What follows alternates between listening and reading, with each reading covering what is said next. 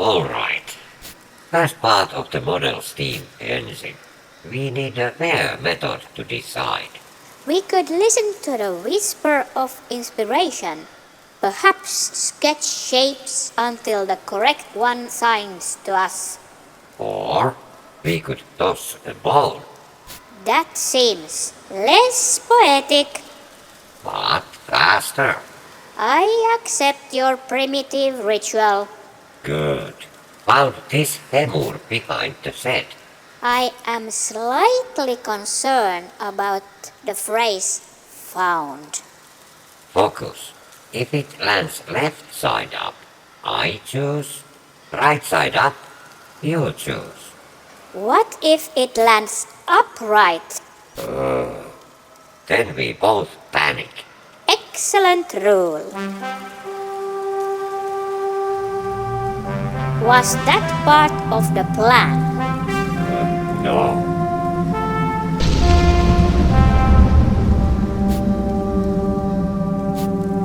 Now hear this, small builders of steam. The first piece shall be the connecting rod, for it shall link motion to power, and also be very satisfying to machine. Also, nice bone toss. Well, That settles it. I must admit, divine mechanical guidance is quite dramatic. Efficient too. No committee meetings. The connecting rod, such a beautiful piece, a slender bridge between piston and wheel, a dancer translating right motion into circles. Yes. Also, it makes the engine actually work. You always find the poetry in engineering, Rapso. That was literally your description. True? Let's go to the workshop. Do you think the voice will come back for the next part? If it does, I hope it brings machining tolerances. Or a hymn about crankshafts? I was thinking a dimensionate drawing. Your practicality grounds my spirit. And your spirit reminds me to deburr the edges nicely.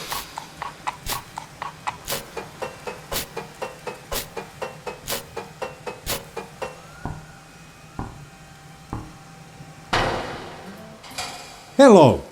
In this episode of Inno-Creek Machining, which is the second of the video series of building a steam engine, we are going to make the connecting rod. Well, it's a very simple part, and it has only four items that should be done precisely. Rest is just cosmetics. It would work even if I would leave it like a quadratic piece of metal with two holes, two precise holes which are in a precise distance from each other. It would look bad. So therefore I will pay some attention to detail here, and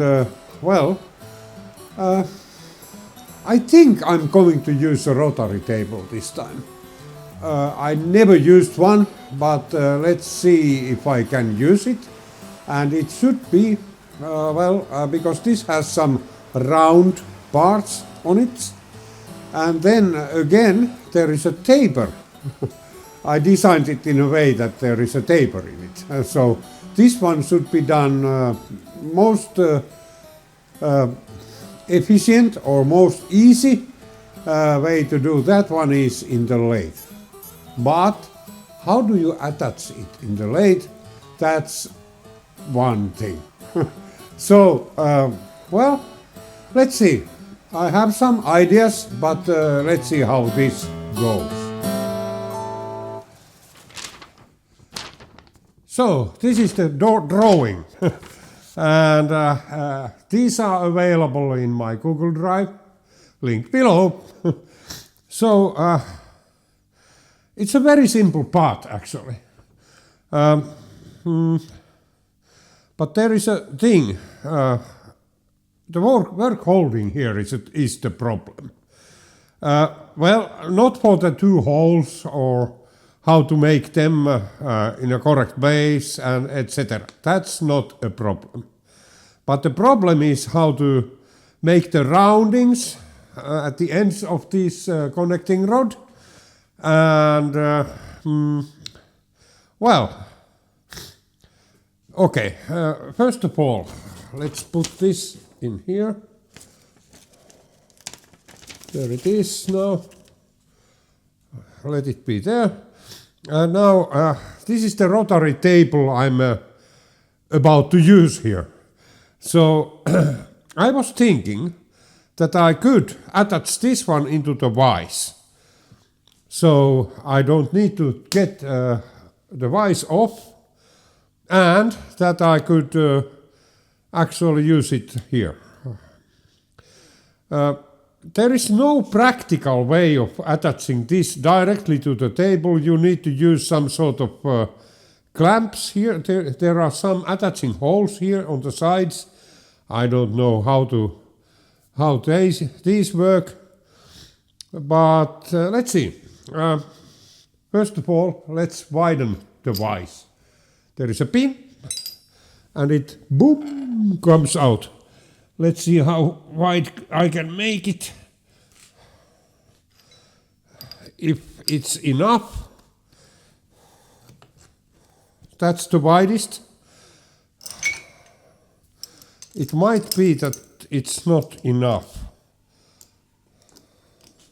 That's the widest. And let's see. Oh, it's enough. It's perfect here. Wow. Yeah, it fits there like a nose in the head. Okay.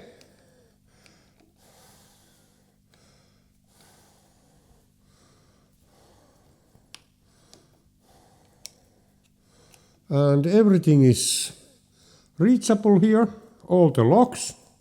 Yeah, you can see the scale here. Wow. And then the next thing is that I need to have enough reach. This should reach in the middle. It quite near reaches. Let's move this away a little bit. It's still there. I think it was this one. Well, okay, let's put it. It's not a very good idea to. This is the maximum you can put it there. So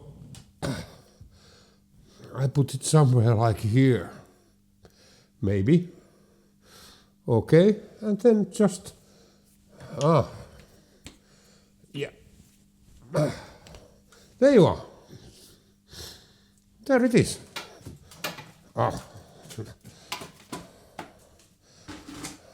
Okay. Well, it has. I can reach. This is locked. Oh wow. No more, I believe. Yeah. I can reach in the middle, and wow, that's good. That's really, really good. But this one comes later. First I will, let's put it somewhere here. There you are. And put this back where it was.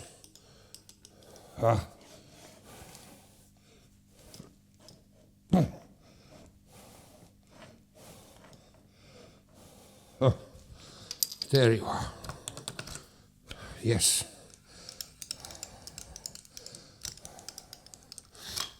Yes. Okay. And furthermore, this is the material I'm going to use. This is 10 millimeters thick at the moment, and it should become 6 millimeters thick. But I will keep it 10 millimeters thick as long as possible, so that I can, well,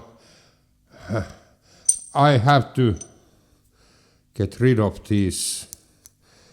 Yeah, I need to beautify it. Yeah. So, well, and this is actually very good steel. This is called Vanadis 4. This is so-called ultra clean. It has absolutely no stresses in it, and it's you can harden this to a very hard state, something like 64 Rockwell, and it will at 62, 60 it is not brittle anymore, but it's hard. And I think it's quite hard, even in its al dente state. In its soft state, it's still quite hard. So yeah, but it's you can get a good surface finish to it, and furthermore, when you are doing really accurate parts, it's better to have a hard steel than having not that hard steel. Soft steel and accuracy don't match very well. So yeah. First I will mill it down to some dimensions, and the thickness, yeah, I have to do the thickness, and then also the width. But the length I still preserve. I have to think about this, because I'm a little bit uncertain how to clamp it into the lathe when I'm doing the taper here. So the taper in between the holes, it's really, as I said, it's just cosmetic. But nevertheless, better to do it in the correct way, as the drawing says. And yeah, I think I can do it. Yeah. So it's yeah, okay. So it will be fun. So let's start by milling this down to certain dimensions. Okay. So now I will place this workpiece into this vise. And since the width is, well, it's 10 millimeters, actually a little bit less, this width. So I need to have, I cannot use my ordinary parallels, because those are 10 millimeters wide and it would not work. So therefore I use these two very small things here.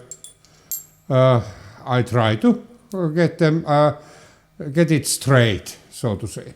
So I put first down here, then another down here. And I really hope it works. Let's put this a little bit higher. No, yeah, okay. So then I have these two copper, this is copper foil, which I use on the back to accommodate the irregularities of this thing. They are like there. And now, let's see. Tighten this. Hope it works. Ha! Whoa, whoa, whoa. Okay. We have some difficulties here. So maybe I first don't need to use the small one. Only one, this one. Let's try this again. Maybe. Okay.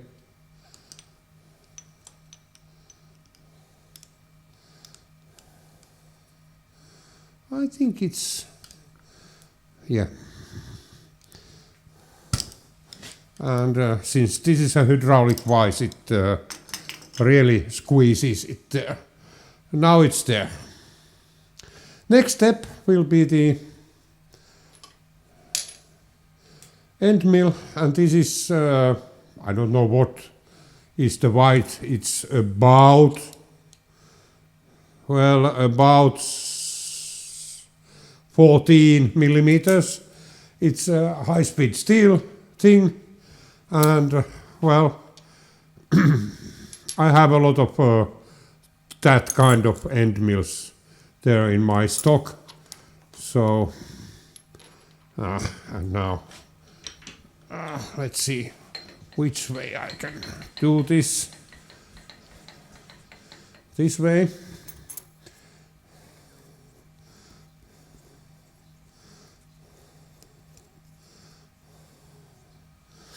Okay. Oh, okay. And this you don't run too fast. 300 or so, not faster than that, because it burns itself quite easily. So now, first things first. I started, because this is a really old end milling machine, I need to oil it. I have an oiler like this, and then I just put some oil into it. It will actually eventually put that oil everywhere, but at least it, oh, one more thing, the spindle bearings must be. So when I put oil here on the top, it will actually, you don't see there is a top thing, and it really uses oil, not grease. So, and then I touch it a little bit.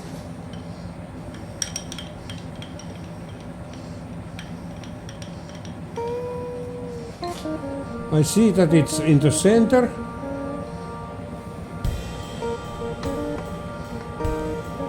About, yeah, lock the y-axis, and now let's see.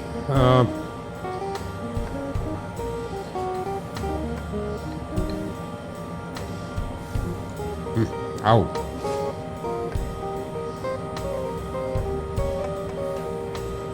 I will first mill off those stupid little things we have there.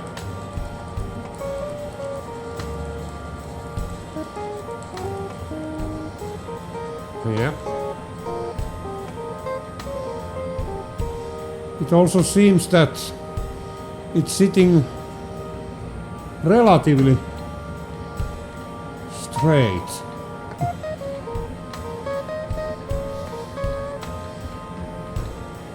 Well, actually not, but yeah, it's sitting so straight it can. So now let's put the correct speed to it, and it should be something like high gear, like that, and then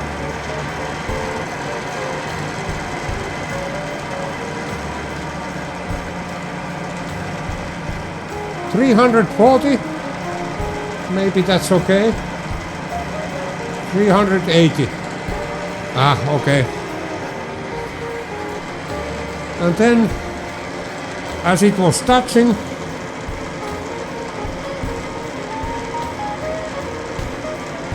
I put half a millimeter to it first. Let's see how it looks. Yeah, it's actually very good, because now I can see that the chips are not colorful, and that's a good sign. And I'm feeding this now manually.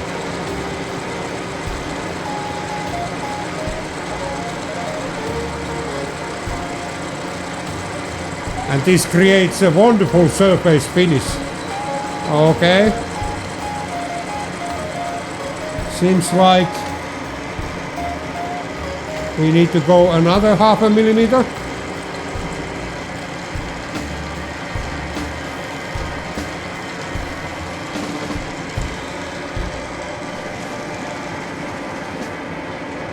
There.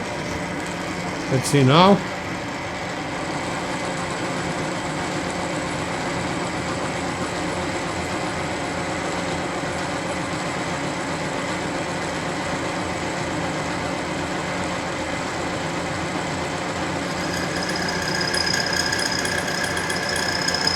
Well, I can tell it's hard, really, but now it cleaned up.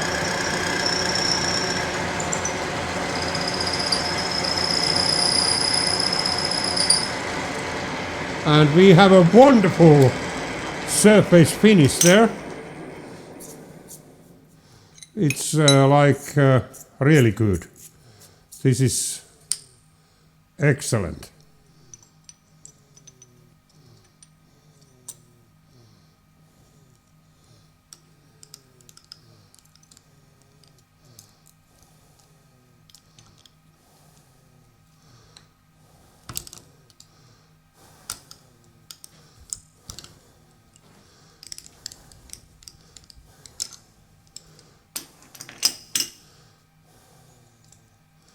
Okay.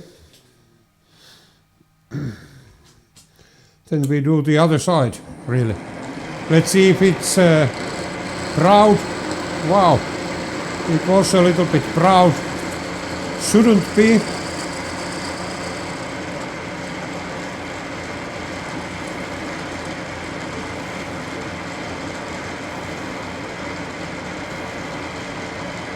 Well,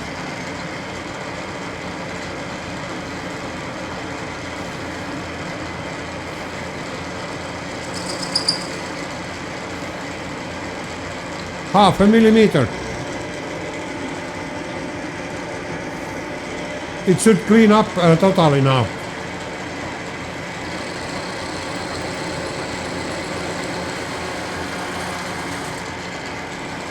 There you are. And now I measure it, and then I decide how much we need to take away from it. So again, take it out from the vise.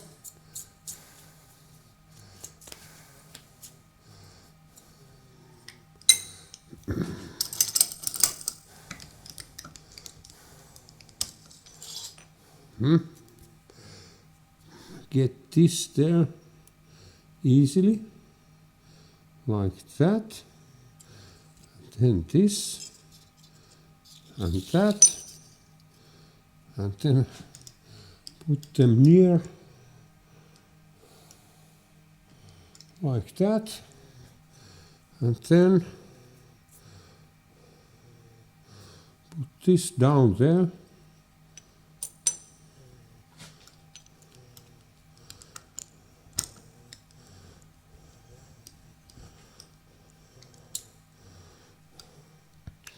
Actually, I will go up here and touch like this.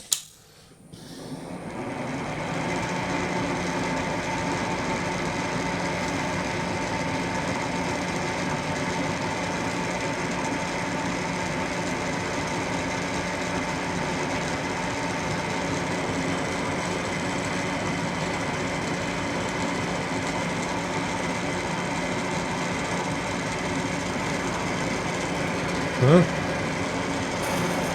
Okay, there you are. A little bit back. Oh yeah, it was 0. So, half a millimeter. And yeah, this will be very tedious thing. It will take forever.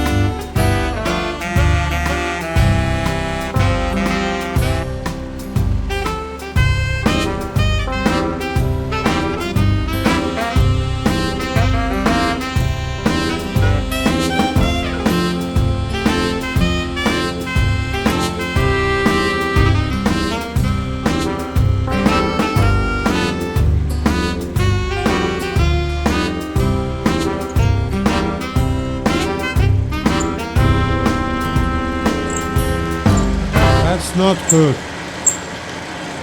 The end mill is definitely dulling in this operation.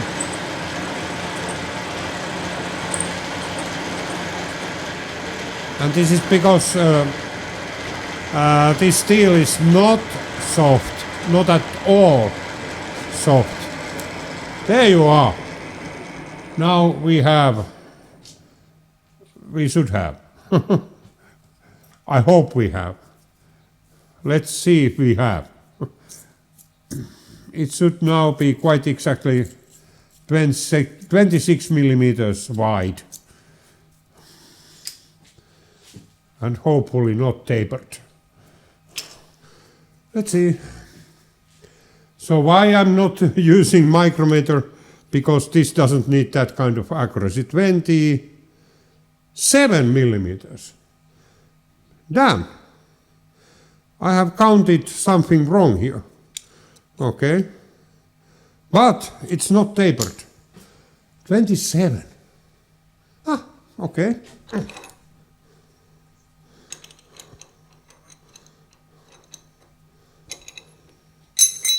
That's it. It's that.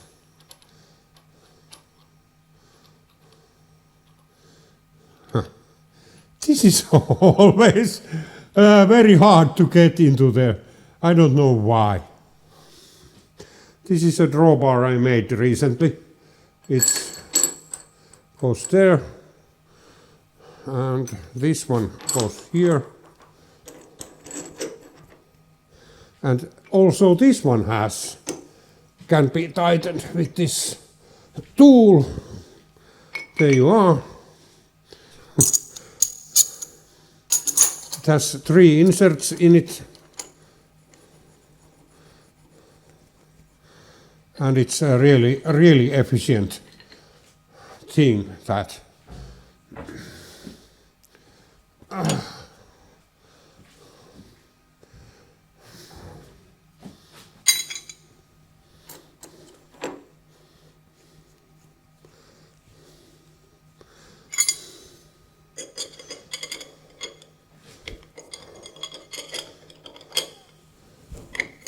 There you are. Yeah. I'll have a little break and after that we shall continue. I swear I was building this thing, not auditioning for it. If this is a test, I'd like to officially fail. So, now I'm trying to mill this workpiece down to the thickness of 6 millimeters. I have this tool here, which is very capable of producing good surface finish. It can be run really fast, but I don't want to because it will be throwing chips everywhere if you do that. So I'm running it at 400 RPM. And we are going to use power feed here. I think 20 millimeters per minute. And let's now first touch it. There you are. It's touching. And I'm taking, let's zero the scale. I think I'm going to take not 0.1, 0.25 millimeters away from it. And there you go.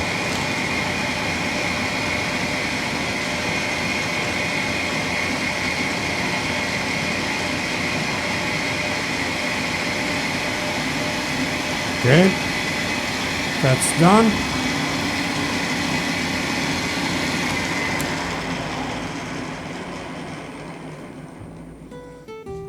Let's take the chips, well, a little bit of that.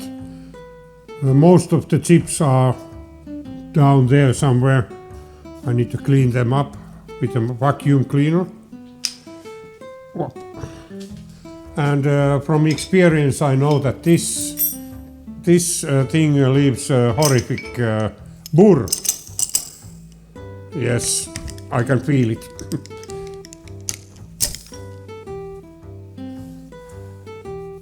Yeah, and the finish is really nice. Yeah, but luckily it's easy to get rid of it. The burr, I mean. With a good file. Something left there.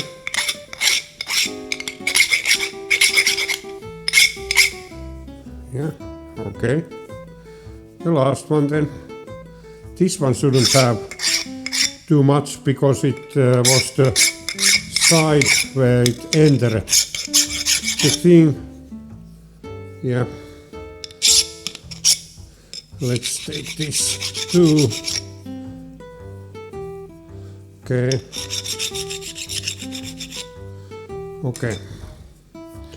Now I turn it around and mill that surface as well.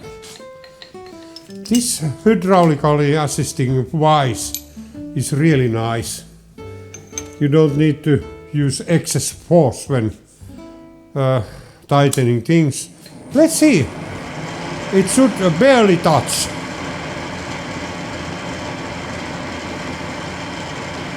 Yeah. The backside should.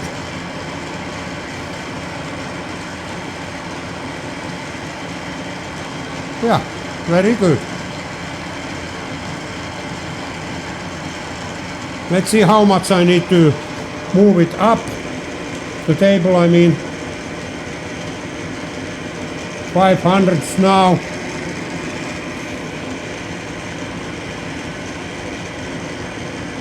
1500s and it's touching already. Yeah. So I can take the similar amount from this side. And let's go.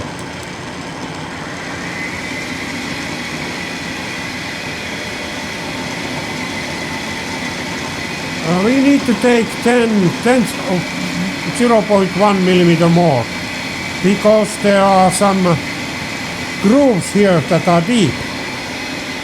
So let's take 0.2 millimeters more.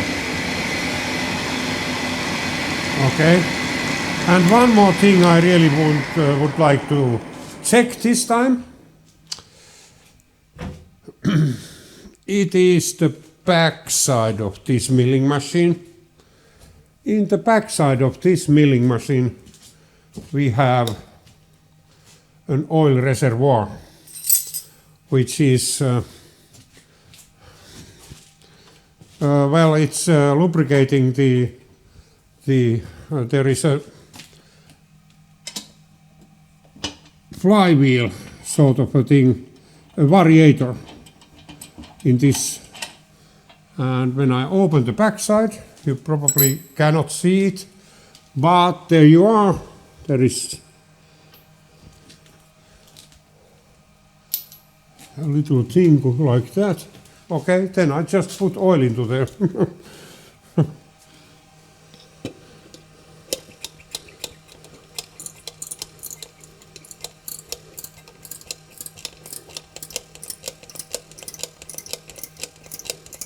I can hear from the sound when it's full enough. I can see it as well. Now there is oil. There was quite a lot originally, so now we can go on.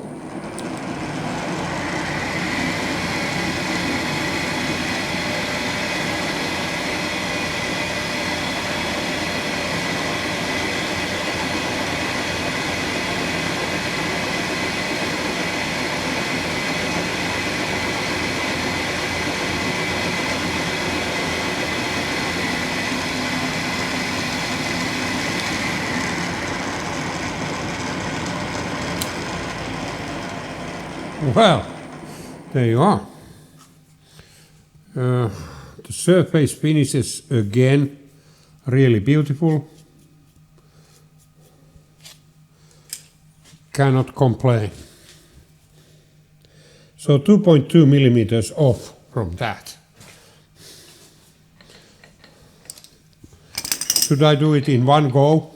Let's see, by the way, how it touches. It shouldn't, or should really mildly. And the back side then.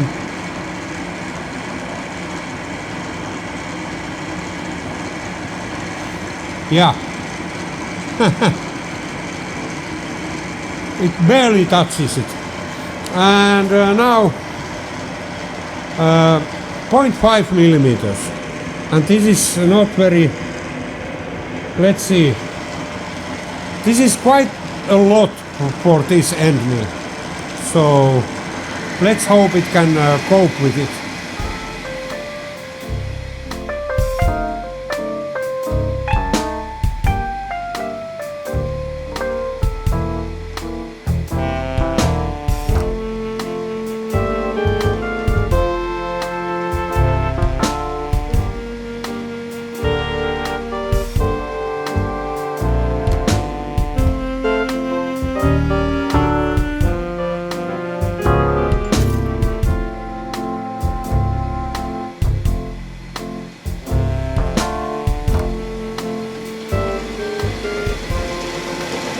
Okay, while this is running, let me show you something. Let's put the autofocus on, so it focuses here. Yes, does it? Does it? No? Now? Yeah. Okay, so this is the variator shaft from this milling machine when I bought it. And now if you look, this is what was rubbing there. That was your problem. And this is hard material. So for some reason the bronze, I think it's silicone bronze, the bearing that is, there is a big pulley around this thing. And that was rubbing that one. For some reason the pulley was almost all right, but this was not.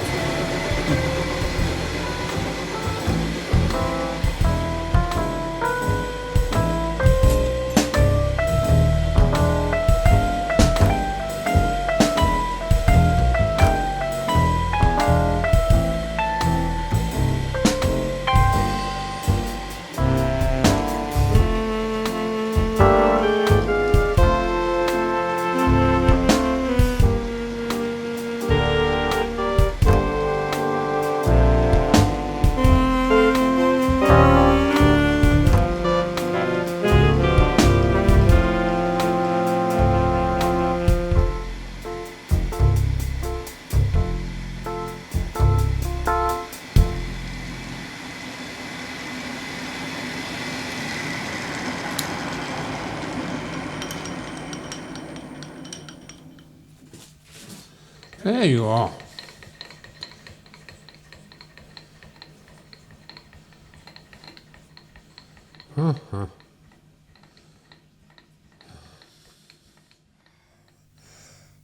What we need to do now here is to attach this workpiece to this rotary table. Wow. I don't have anything to attach it to there yet. So I have 4 T-nuts which are suitable for these T-grooves here. Okay. Those are usable. And then I don't have anything more. Okay, so what we need is if you look inside into this thing, you see it's a straight hole. Actually, there is 2 diameters here. The lower part is smaller and the upper part is larger. So here, if you can see, that's the smaller hole. And if I create a plug which stops on this edge here, there is an edge, and then goes on here on the top side, I make another plug, which is then there is another edge up here, and then it stops there. And if it is suitably high, I can make it probably a hole through and some thread into that lower plug, and then I can just bolt things on the center. So let's assume I make a thing that has a M10 thread there. And then I just make 2 10mm holes into this, which are in suitable distance. So I can plug, attach it from through the hole, so it rotates with this table thing. It rotates with it, and then another 10mm hole, because there is. So I can put something here to prevent it from rotating like this. I think it should be fairly securely attached into that one, so I can mill the round thing around it. Yeah, and I also noticed that I can also mill the taper here. So we need to do the plugs here. That's one. And then I noticed that we have some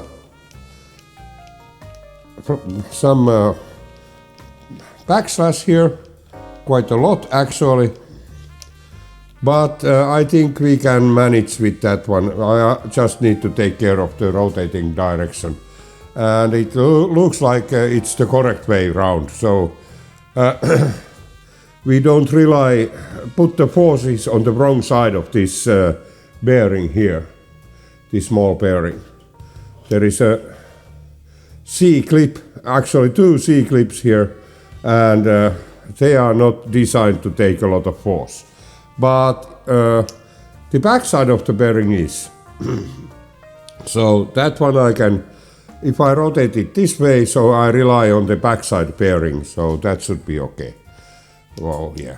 And also, if I think about the climb versus conventional cutting, this way it will be conventional. So that is also a good thing. If I intend to make those plugs, I need to measure the hole here. This one, I believe. I already measured them, but I show you how I do it. So I put this, this is a well, snap gauge, and then I just pull it like over, and then I can actually put it into the hole and see that it is there. Yeah, it is. And then I just, in my micrometer, I measure it. This is like transferring the measures. I hold this micrometer like this. It's so that I can rotate the thimble, whatever that is, with my other fingers, and then I can put this in between there. And now this is really important to not to squeeze this. You just have to touch it. It's there. And now, if I look into the measurement, it looks like we have exactly something here. Looks like we have 34 millimeters. Yeah. So this hole is 34 millimeters in diameter, and the length of that plug, well, it's not that critical. It's just needs to be long enough. 24 millimeters. Did I say 34 at some point? Yeah, maybe.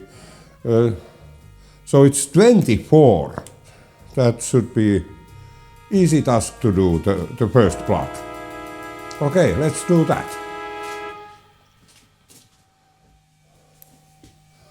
Well, before we start, I need to fill oil into this apron. There seems it's again empty. The way how you fill oil into this one is through this hole here on the top, and you just unscrew two of these little screws. They are little ones, and you don't drop them into there. That would be catastrophic.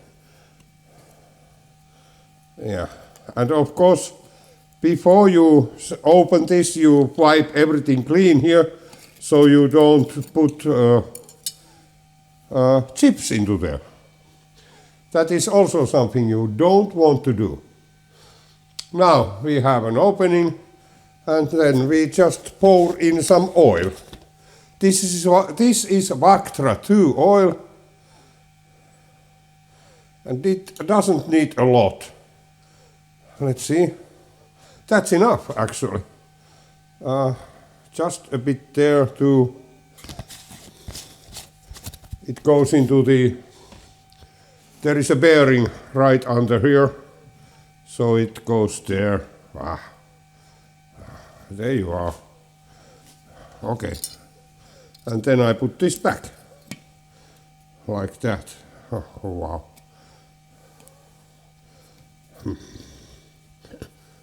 Oh yeah. And again, be very careful not to drop the screws into there. Yeah, it's important here. I think this isn't the original piece that should be here. It looks like somebody made it. Why is it a little bit tight? Okay, it's okay. And you don't make these, torque them tight, just so that they stay at place. Okay, there you are. Wipe it clean, like that. There you are. Now we have filled the oil into the apron. There is an oil bath inside there, which takes lubricates the gears and whatever. And there is a leak somewhere there. it empties itself in 2 months or something like that. Well, yes, it does, but it works. Well, now that we have oiled this thing, filled the oil, we can start turning the first plug. It's actually a nut. So, well, and I have this, this piece of material which I would like to use for it. Well, it's 25 millimeters in diameter, but that's enough actually. I just need to turn it to 24 millimeters and then leave an edge there. So let's see if I can get it straight into here.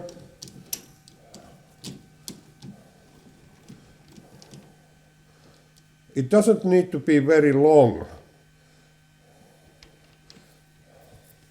Have to see that the jaws are clean, really clean. Okay. That's a little bit too fast.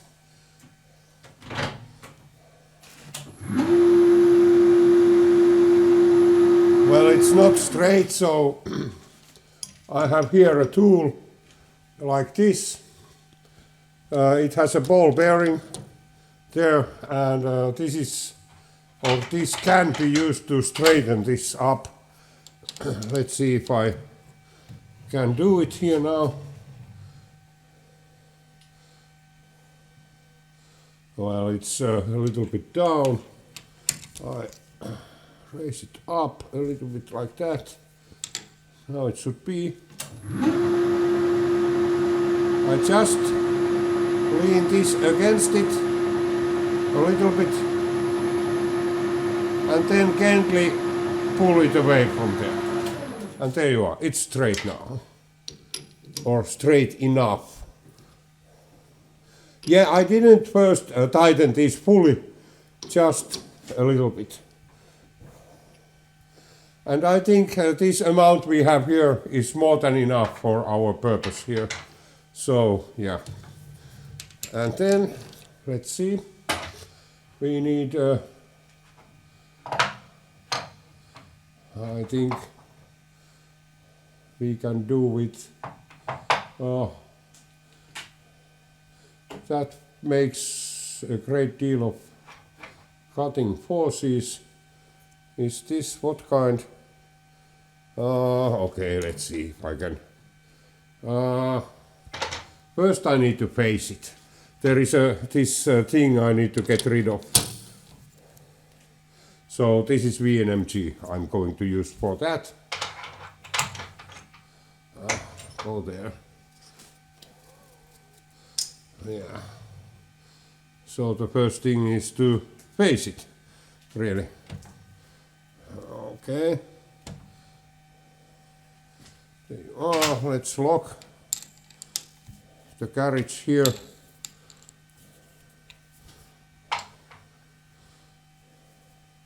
So now I can feed with my compound here.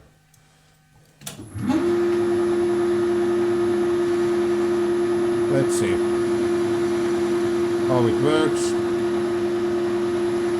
Yeah, it does work.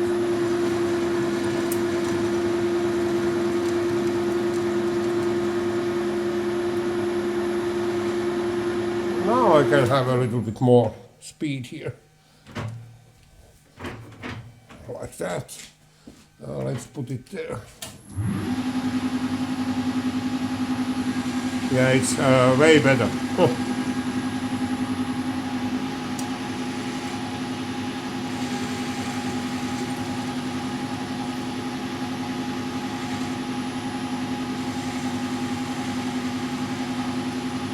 One more.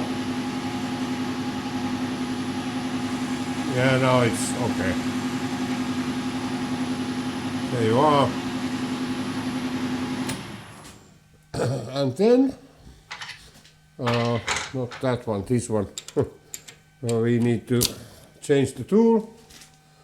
It will be this one. It's very good for, well, it produces a decent surface finish if it's in okay condition, this one. So then let's unlock that. Put that somewhere there, and now I need to see that we have enough room for the cutting plate, which is 2 millimeters, and the nut. So I think that's okay. Yeah, that's okay. Well, a little bit more like that. Okay. Now I set my stop here for that position.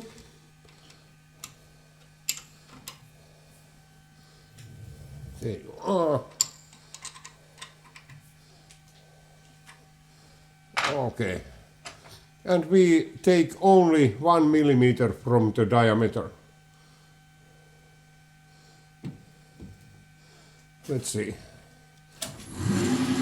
Well, it was already no, not very good. We need to calibrate it more exactly. Okay, there you are. So only 1 millimeter away. Is it okay? Yeah, it is okay. It is okay. Oh wow.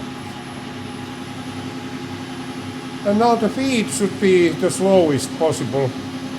So A maybe? No, C. And is it the correct direction? Yes, it is. And half a, no, 0.25 millimeters first. Let's go.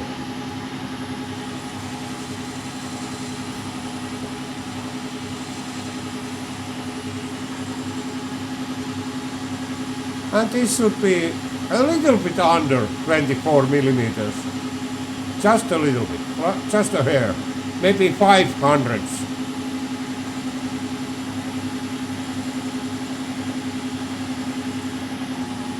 So I can tell how much to remove yet from it, still from it. We just go on.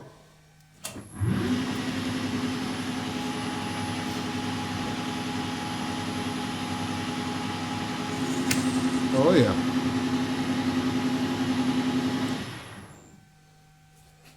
What's the dimension now?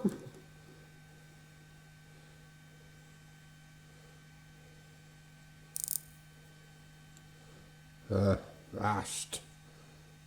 Yeah.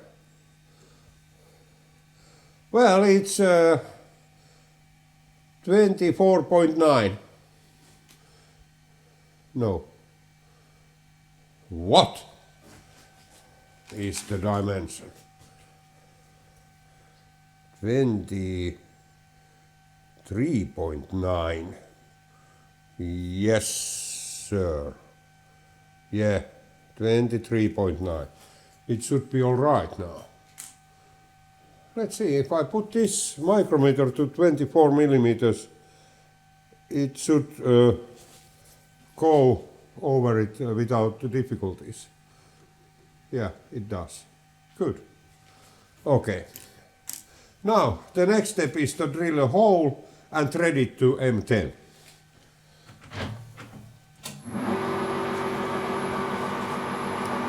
Yeah, that's better.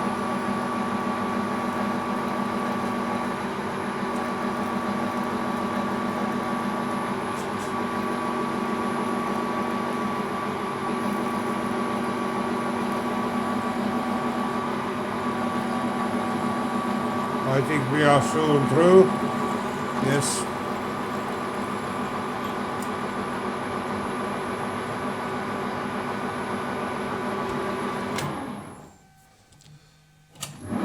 I think the speed is all right for this.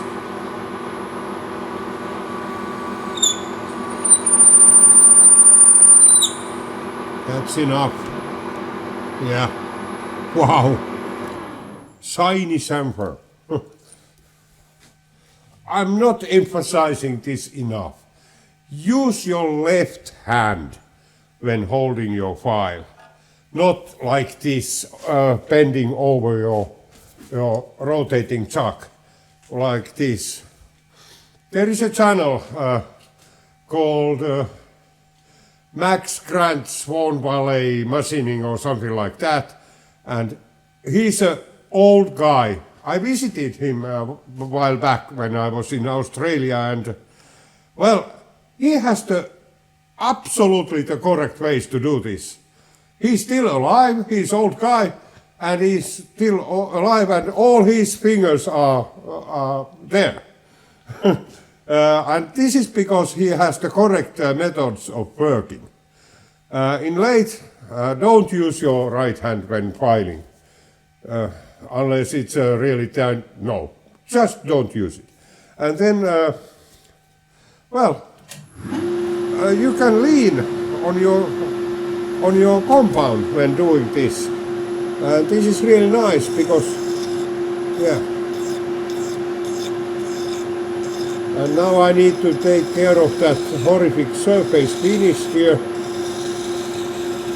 It's really bad.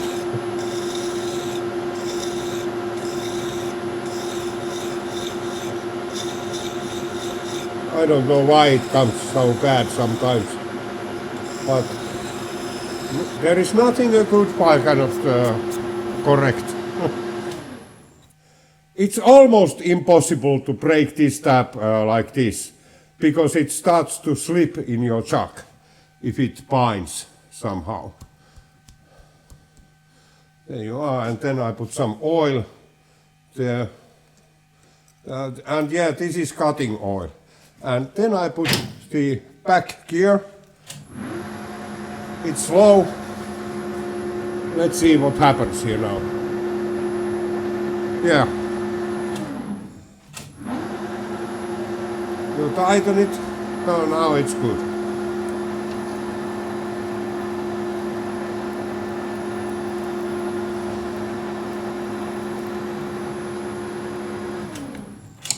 And there you are. Done.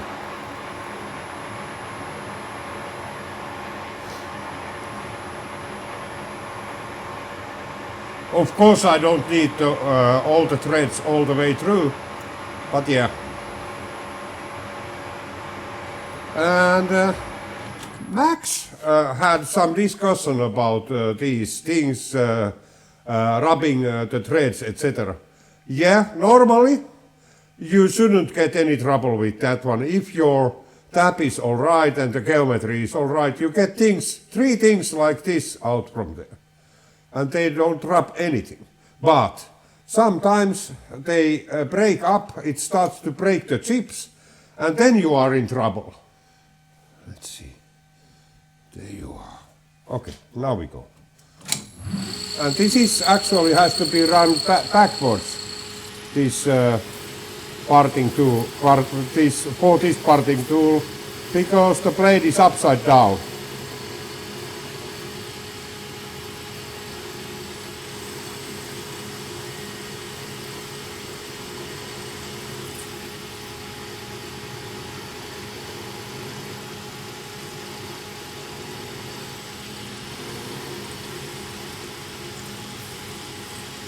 And this is really nice. It doesn't, yeah, as you can hear, it doesn't complain at all. It's just, it does the trick. Why? Because there is this thread. Okay, now it's away. The thread. Okay, so there you are. Yeah, okay. I need to take care of that corner, so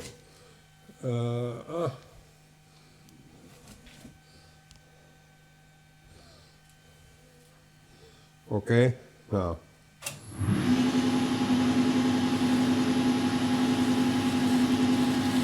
that's it, just the corner off, nothing more.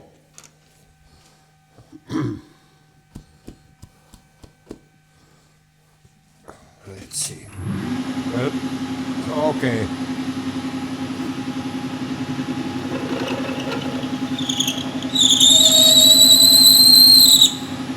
it's likes to squeal, but the finish is all right. Yeah.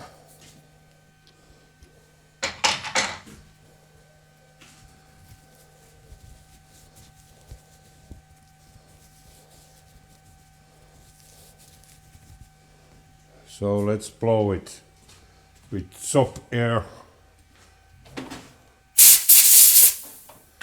Yeah. This is really good. Let me show you. Oh, here. It's like this. It has a... Well, let's see. Next thing I tested. So now, does it work? Well, first of all, this is a plug which should go into this hole. It does, and it doesn't go through, okay? And the intention here is to have it coming this way. This is a bolt like this, and I should thread it into that like this, and then put it from here behind. And it works. One thing more, it shouldn't extrude too high from here, so it doesn't touch the things that are under here. And it doesn't. Okay. It's good. And this is M10. I have these type of fasteners a lot. So, yeah, okay. Next step, another plug goes into here, this side. And this is to keep this centered. It will not be threaded, no. It just keeps the thing centered. And, well, there is a 10 millimeter hole and all the way through, and the plug should be it should be the length such that it's flush with the surface or not. I'm just wondering here whether I make it a little bit of a special for this particular purpose, so I can use it directly. Okay, so now a plug with a diameter, and this one has a different diameter. It's larger, and I also measured this one earlier, but let's just pretend I didn't. So now I can see that it's not tapered, it's not that, and this way too, no. So, and again you just touch it. This is a delicate operation. There you are, that's the one. And this is 36 point, no, it's 36.35. Is it really? Oh.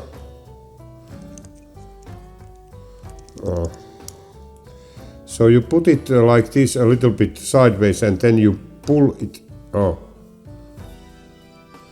Tighten it first, and then you pull it through like this. And then let's pull it like this too. Yeah, okay. Let's see now.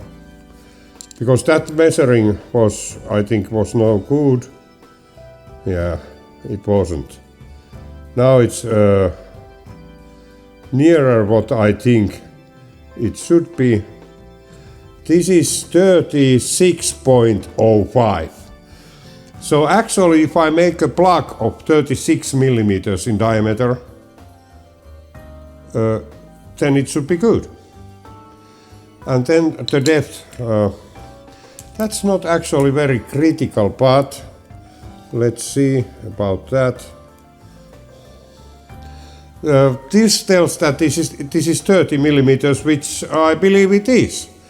So 30 millimeters long when it's flush. And if I want to make it partially higher, I can make it. So I'm thinking about this now. Well, yeah. Okay, it's another lathe job. Lathe job, not late job. Lathe job. Oh yeah, this backslash is something. Okay. So, well, now I'm going to make the other plug. And this is, the material here is mock. It's quite good grade steel. And there is a nibble there. I could probably get rid of it with a file.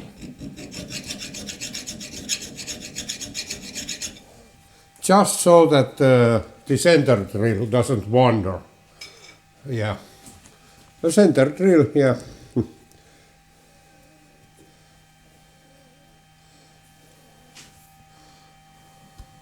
So, let's see. Let's drill it. The center here.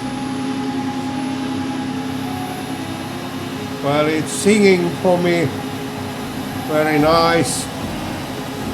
2/3. Oh, it's going around. There you are. I think that's a good center.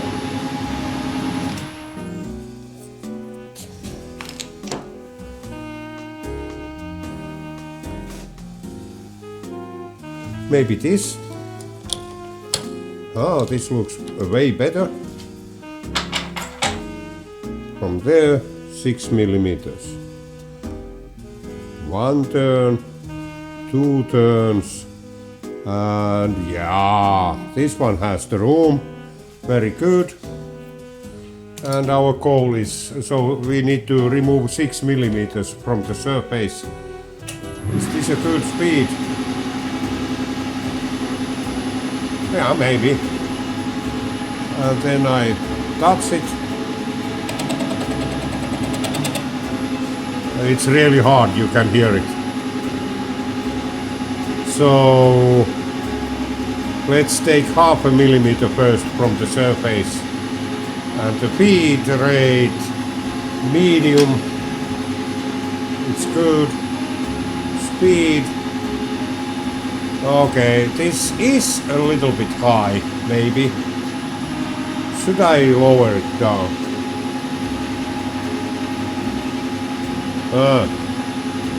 Yes. 1 grade down. 1 step down, yeah. I have a VFD here, but yeah, that's better. Then we go. Let's see what happens here now. Well, yeah, okay.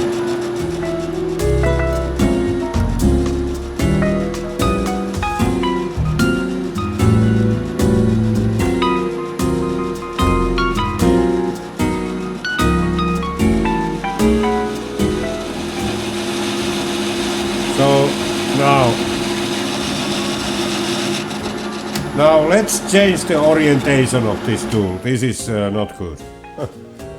Let's see now.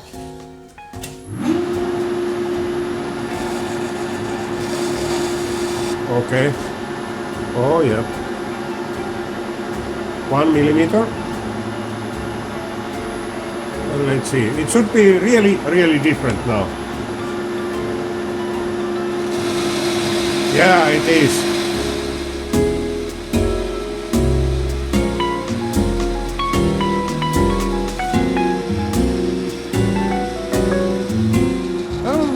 Maybe a little bit more like this. Now it's okay. Let's touch it. Oh, perkele. This is horrific. Let's speed it up a little bit. Speed it up a little bit like this. Speed it up a little bit, not slow down. Okay.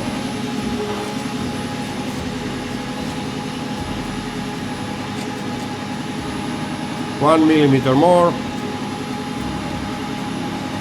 This should actually do something for my surface finish.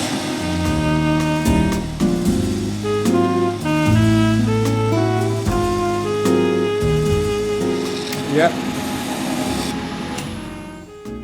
Yeah, it's not really good, but it's a lot better. Well, let's see. We stop at 37 millimeters. So then I change the tool for the finish. So actually we stop now. It's 37. This to 0. And then I want to slow down the speed. Now it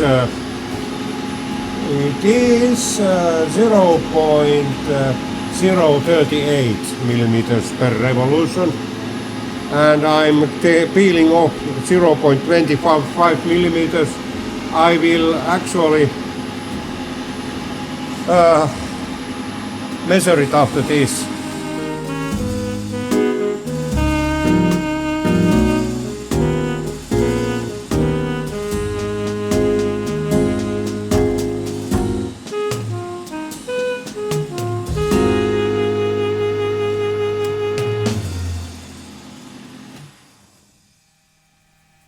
Oh yeah, it's okay.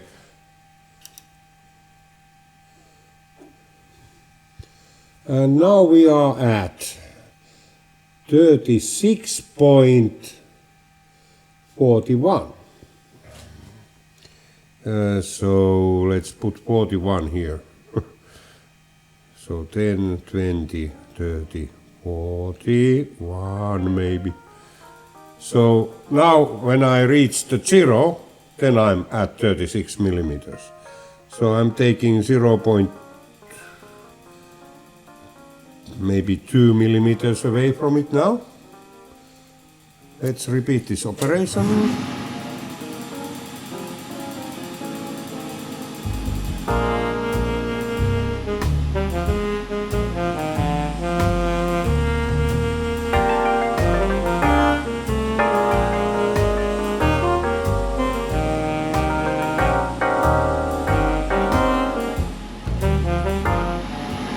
Now let's do the final check for this.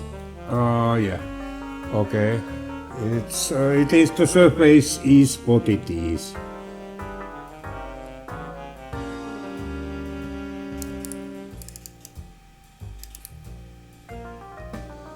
Well, it's this is like 15 microns under, something like that. It should not be over anywhere. This is maybe 10 microns or 0.100 under. And this is it's a little bit tapered. There is like 7 microns between those, but that's okay. That's 0 then, and then I want it to be 10 millimeters over the surface, so 10 millimeters will be taken away a little bit more maybe, so it doesn't protrude nowhere else. Yeah, okay, that's okay, but this is not. I'm a little bit old man who is fiddling around here. That's it. And then let's touch. Let's clean. A lot of chips here and there. Thank you. And let's take back a little bit.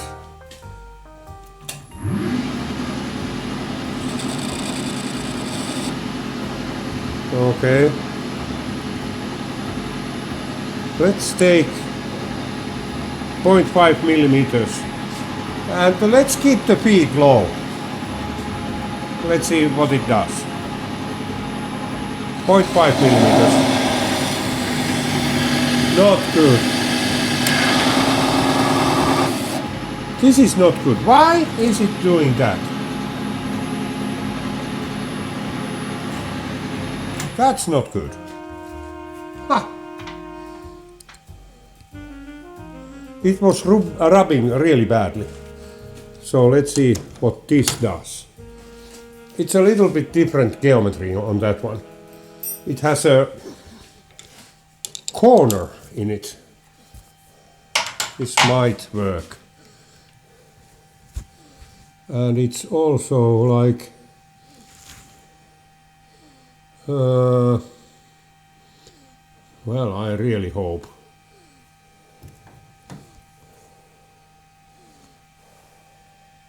That's in 0. That's in 11.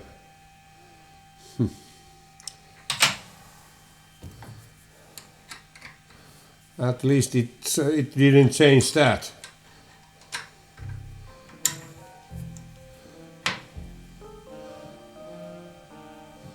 And a little bit over 10.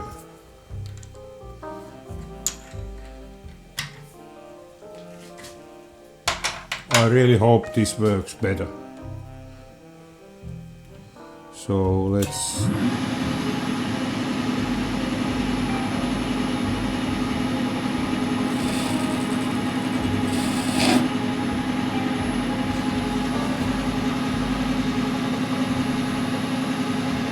okay.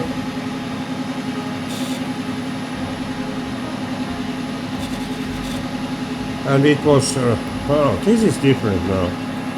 0.25. Let's try that first.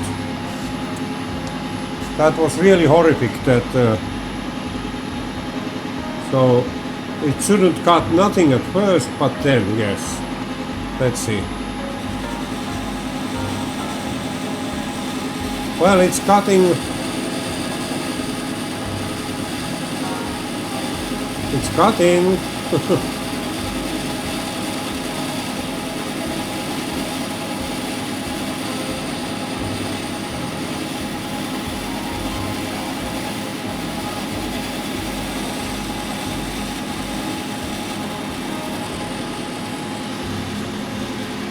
Okay.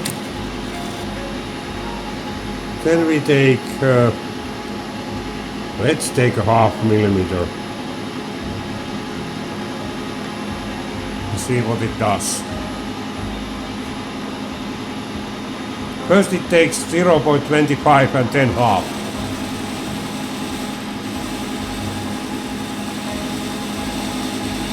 Yeah, this one works.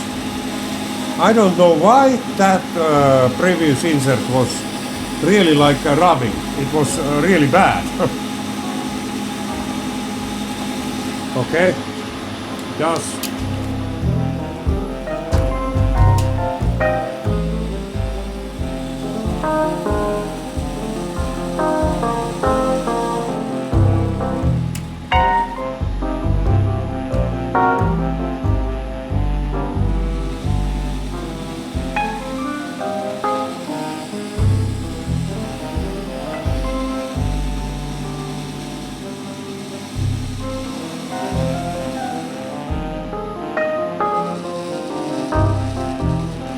There you are. Oh yeah. It's not super tidy, but it's tidy enough.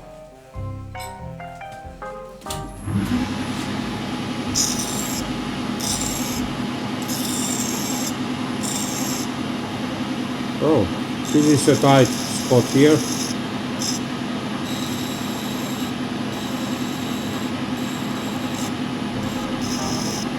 And then maybe a little bit over on the top here. Get the most roughness away from it.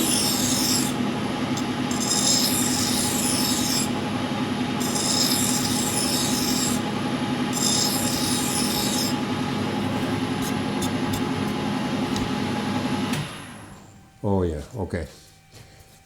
Oh yeah, so now, next step would be parting it off. I don't do it this way, because I don't. I have to go turn this workpiece around and grip it here and then part it. It's really dangerous to part it like this. When it's a long way like that, I just put it here, like there. I think it's straight enough already, yes.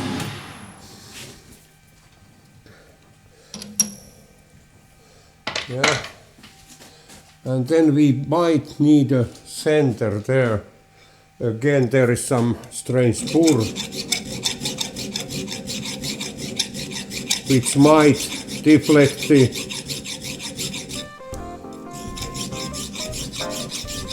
center drill.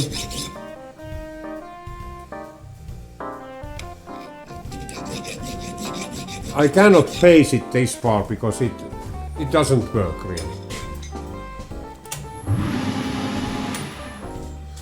A little bit fast is that for my liking.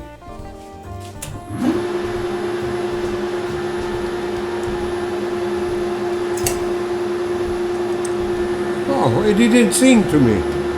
Nice. So the speed was all right. Yeah, okay. It's very near to the chuck, but clearance is clearance. Yeah. Yeah.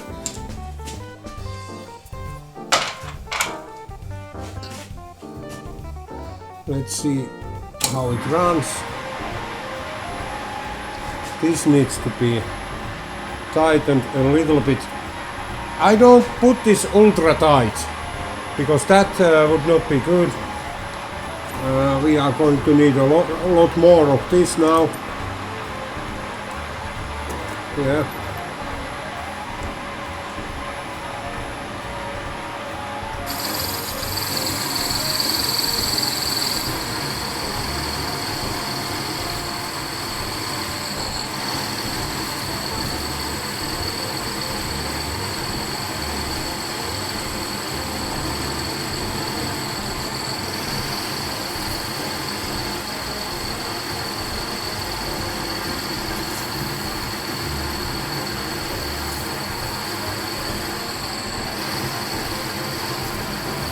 I have found out that this oil reservoir here is very usable. It's very usable because you don't need to have a brush in there. And actually the brush doesn't put the oil where it is really needed, inside the groove. And this one does. It goes right into there. I'm afraid. Yes, I'm really afraid this. What it does when it finally cuts through. It shouldn't do anything bad, but sometimes it just does. Now, it's really important to support it from there, otherwise it really does whatever it wants. We are almost there now.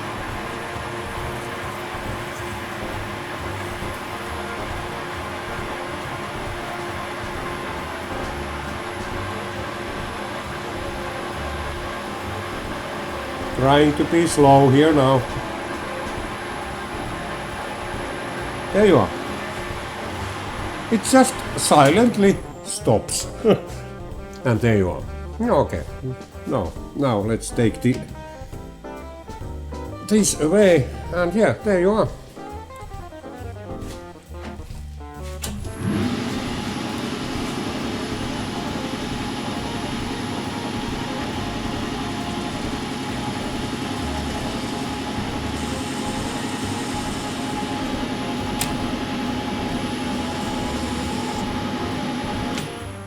There you are. Yes. There you go.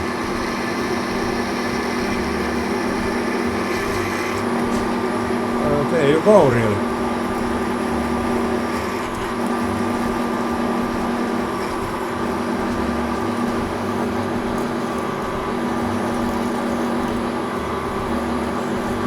was almost done.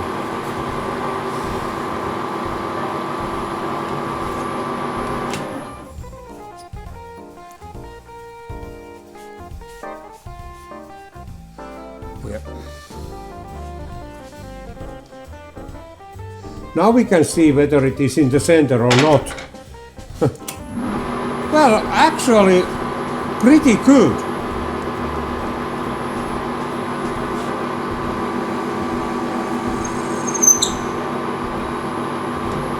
It was actually pretty good. Wow! Huh. So the hole is straight. That's good. So now, you know what? This thing is, well, it's hot and it's ready.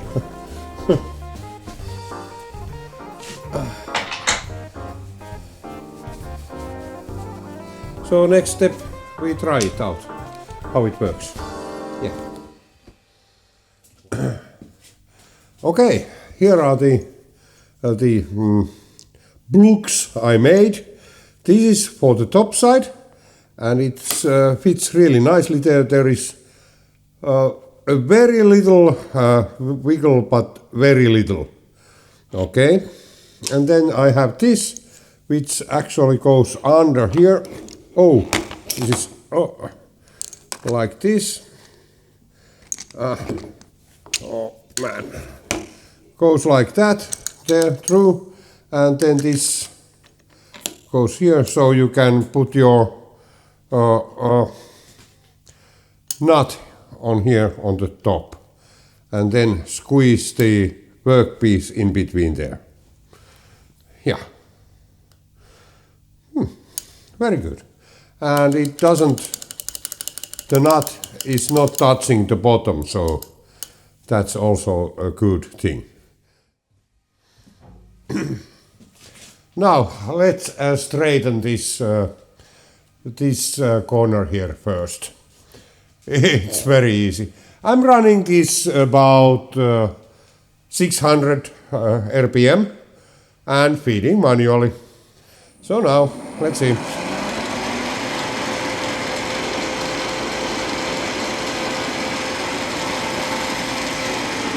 Well, there you are. It's done already. Nothing more complicated than that. 64 here. Huh. Oh man, there is quite a lot to remove. Should I turn all that into chips? Or do something else? Maybe, or do something else.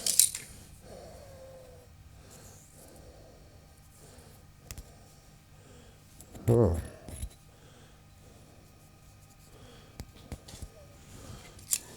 How can I?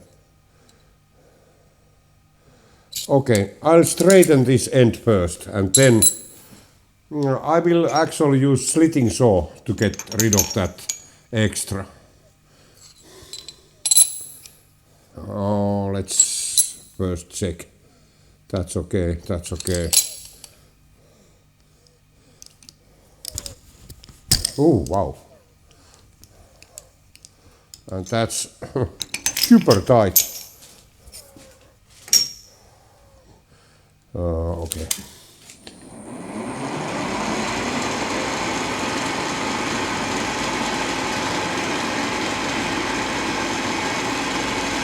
There you are. Done.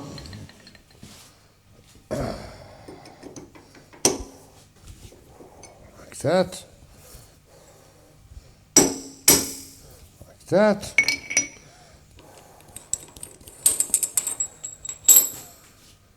Yeah. And then I search for a good arbor and the slitting saw actually.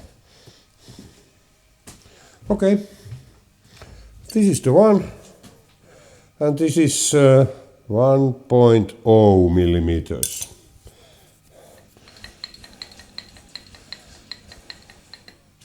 So I put this to that side, like that.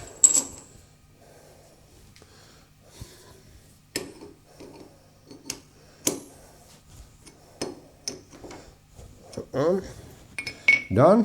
And then I tighten this. If I now find the where is the there. It doesn't need to be super tight. And then this one goes into there.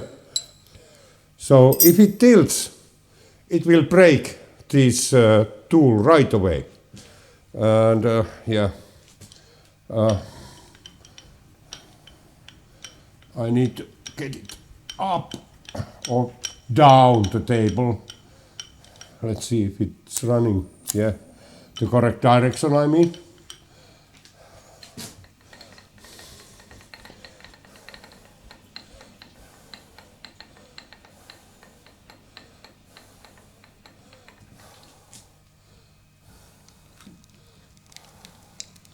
This should be the place. Yeah, that's okay. Yeah. And now I touch the top side, and this is easy part because it actually makes a very good sound when it does that.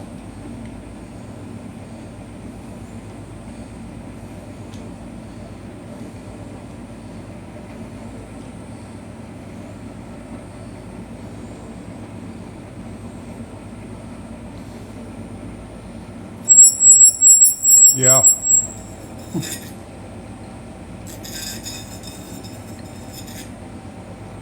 There you are. Okay. Well, it might be running a little bit fast. I slow it down. It's now 100 revolutions per minute. And yeah, okay. So, from that point on, we should raise the table 26 millimeters. So, 1.5, 3, 6, 9, 12, 15, 18, 21, 24, and now 2 millimeters more. That's 1.5. And that's 2. There you are. That is the point where I should cut it off. Then we just go and cut it. And we hope it doesn't explode. Sometimes these explode.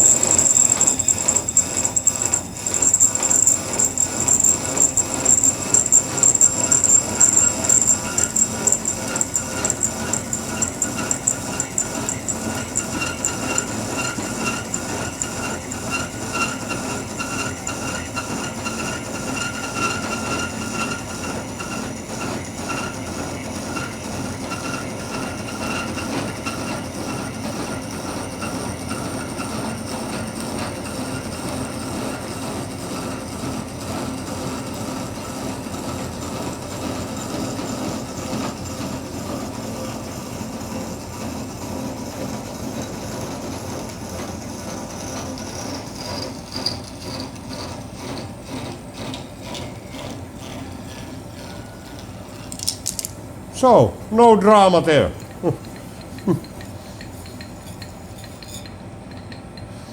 Well, actually, and it's surprisingly cool. And it also produces right away the correct type of surface. So we are ready with that one. Oh wow. So I have really bad experiences on how these can explode, those slitting saws, if you don't take good care of the supporting the workpiece.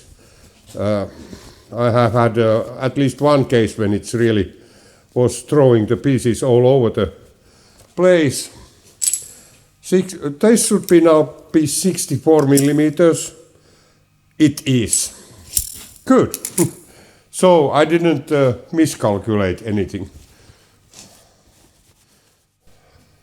So now I'm going to set this piece into here so that I can accurately point the two holes we are going to make here, the 10mm holes. And to do that, I have to put here my hammer.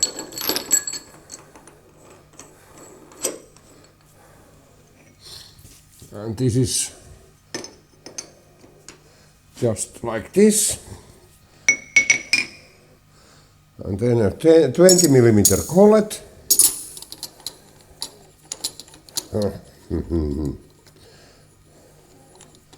This is always a little bit fiddly to put in. I don't know why. Now it.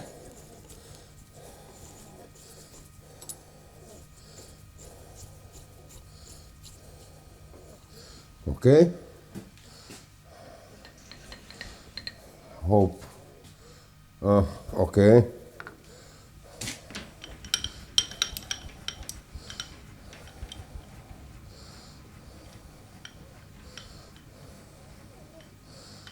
I think that's enough. Let's put it like this, there. And finger tight, so to say. And now I will just measure the back jaw first. It's really easy. Just lower the table enough. Like that. Then go somewhere around there. I hope that's a good spot. And then I just put this to 0. Yeah. Like that. There you are. Lock this. Put also this one on 0. Yeah. And after that, now the center of the spindle is exactly on top of the back jaw. So what we need to do now is to move it a little bit this way, and it will be, we originally had the width of this was designed to be 26, but it actually is 27. So half of 27 is 26 would be 13, so it would be 13.5. So 4, no, not that. Aha, okay. We have to take in account the backslash. This is, so we go past and then we go this way again.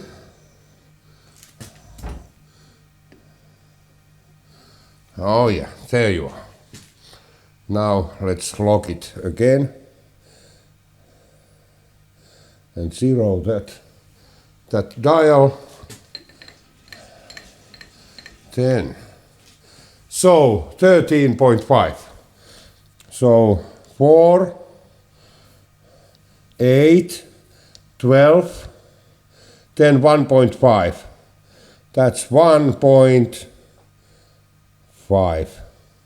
Now it is in the middle when this is there. And then I like to put the workpiece into there. Let's take all that stuff away from there. Seems that it's on a suitable place already.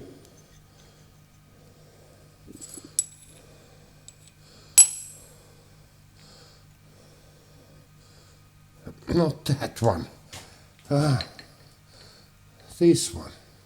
No. So many things to turn. Let's put this in the middle. Oh no. Yep. It is there. And now let's see if this hits the center. Yes, it does. And now again, we go to 0 here. And as you can see, it's moving by itself. This is because the table is really easy to move in this direction. It's already over. But in this case, I want to have the backslash this way. There is the 0. I want to 0 this one too. There you are, like that. And so, yeah. And now the backslash is in the correct direction. Okay. Now my dials are set. Well, I should actually mark this spot here. It should be 0 now. Yeah. So I 0 this dial here. So I know there is a coarse dial here. Okay, now it's better.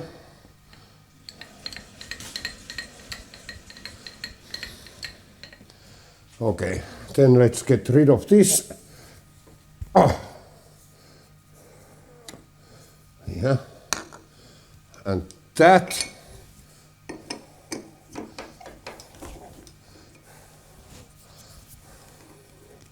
Okay, it was a little bit loose already. Put this all away. And the first one was 13 millimeters. So 4, 8, 12, and 13, 1 millimeter away, like there. Should be. Let's see about the speed.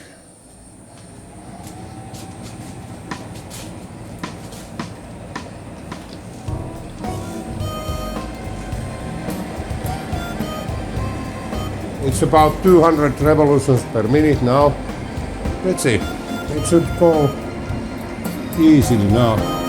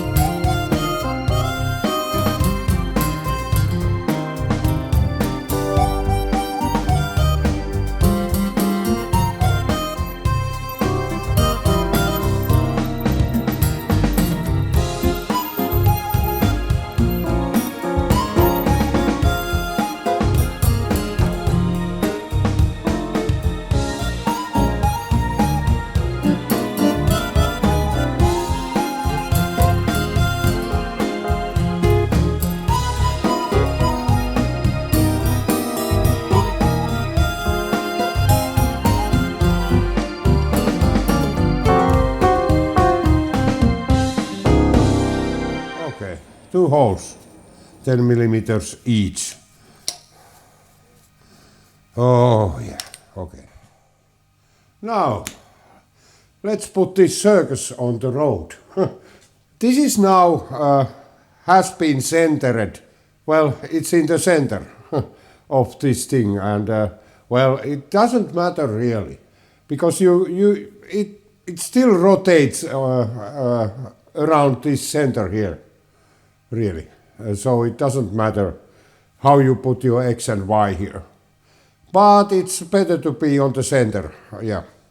We are running this, well, we should run this not that fast, but quite fast.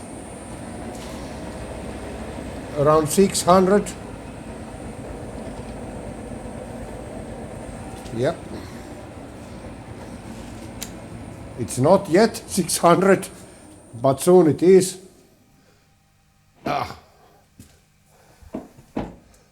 Like that. And then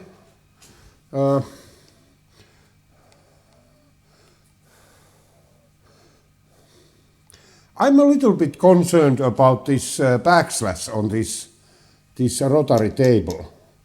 This might cause some trouble.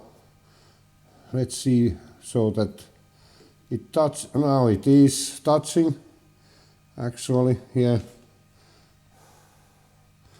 Okay. I just take the corners first away from it. And yeah, let's see. Now we go. Yeah. Let's see. This is a little bit exciting. Well, it took the corner away.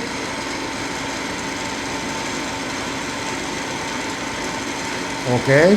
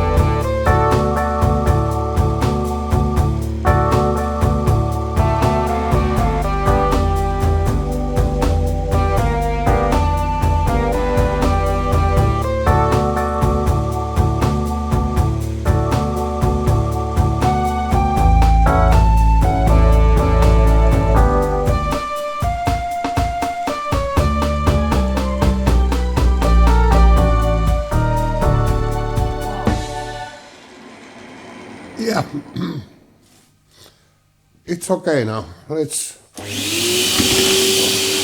remove the chips.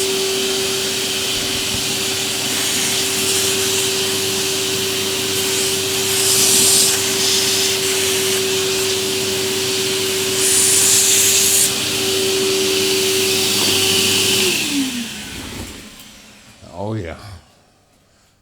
Where we go?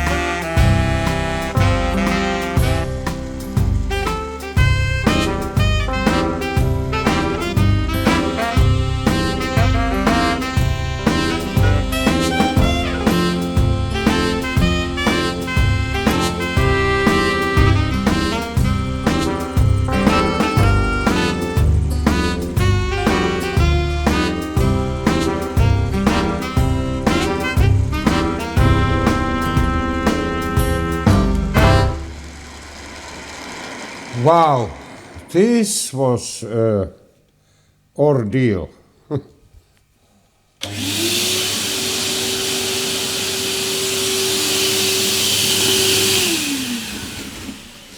Well, I think work holding functioned actually really well here. Okay, now drilling the first hole. It's actually 16 millimeters, should be 16 millimeters, and quite accurate as such. Well, I will do this in 3 different phases. First, I will use this. This is a 15.25 millimeter drill. And after that, I will use this. This is a pre-reamer drill, which is, I think it's, well, it's, now I cannot see it, but if I put my goggles on, I can see it's 15.75 millimeters. And finally, 16H7 reamer. And that should give us what we want. And now this needs cutting oil. It's not going to work without, especially the reamer needs that. So, and yeah, I centered this using the 10 millimeter drill. I was drilling the hole. So yeah, so it should be quite in the center. I put the oil into the shaft of this. Oh, I need to get this here like that, and now we go. And this is running quite slowly, just 120 revolutions per minute, not faster than that. And let's see what happens here.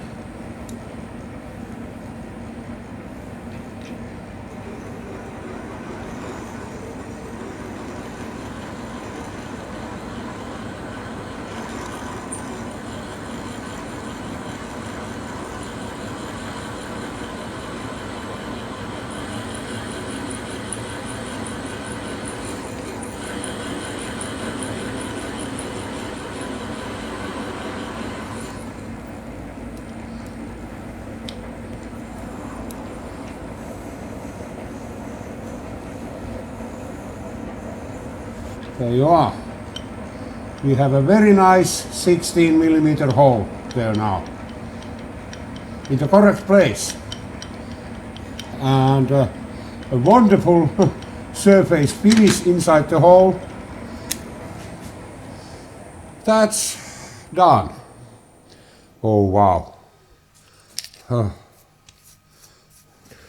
The next hole will be 19mm, and I think I don't have a reamer for that. Or I might have, I don't know yet. I'll check. When checking my inventory, I didn't have a 19mm reamer. I had 18mm and 20mm, but 19 is missing. Ah man. But I had a 19mm drill, which is actually brand new, never used. And it's a good brand. This is Stork, which is actually very good brand. And well, it will create a hole that is oversized, that's for sure. But I can always put some glue into there. Yeah, okay. So I put it directly through. And the procedure is similar as before, just slow pace, oil in the shank,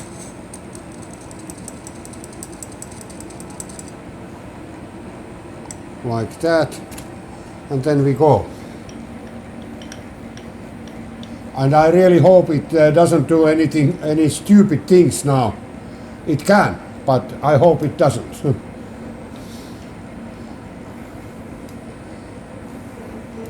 Okay, there you go.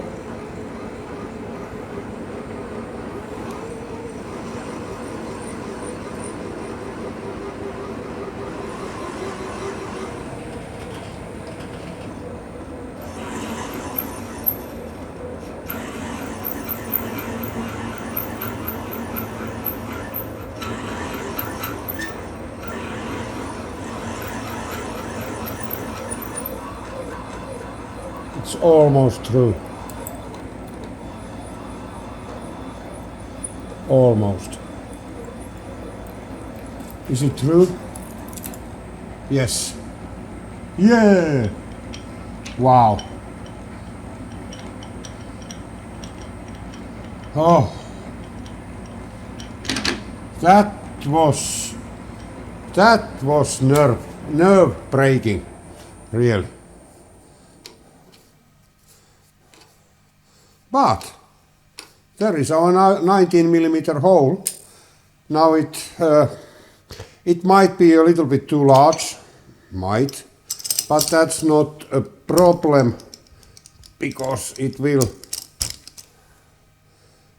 actually be glued if it's all too big.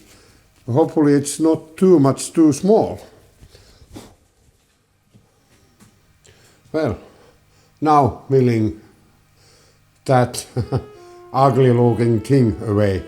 It's a little bit tilted in the vise, so that it should be, so that when I mill it straight, it should blend in quite nicely. Let's see. And the speed will be a lot more than it's now. It should be something like, for this one, I think 600 is good.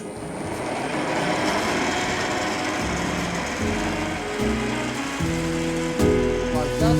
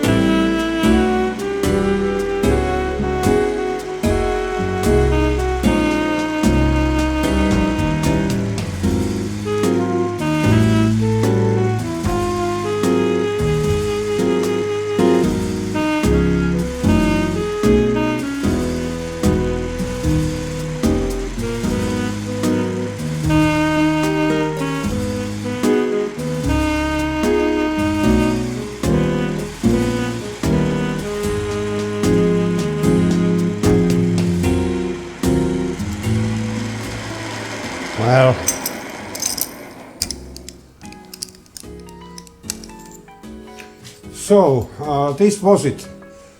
So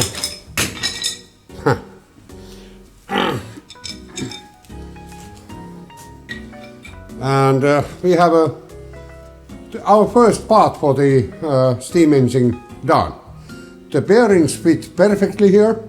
They need a little bit of glue to keep them in place, but there is it's like a sliding fit, not a loose fit. It's a sliding fit in both cases, and yeah. This needs some beautifying, deburring, etc. After that, it's a really good part. Well, in the next episode, I have no idea which part. Yeah. Maybe you could suggest the next part. Yeah. Well, now some sort of announcement here. First of all, I have decided to put the animations to another channel, so that the animations are still available if you want to look at them. If you come here to my channel for those, you are not going to lose them. They are just on another channel. I will set up this thing in the very near future. And then that's one. And in case you wonder what is this Swan Valley machining sticker on my background when in the introductions. Well, it's the only other machine shop I have been visiting, really. So, yeah. But I look forward for your input and for your stickers. So, I could send you mine if you send me yours. So, yeah. Just contact me via email and I will post it to you. Yeah, the stickers. That's one. And what else? Well, nothing more. It's just bye-bye.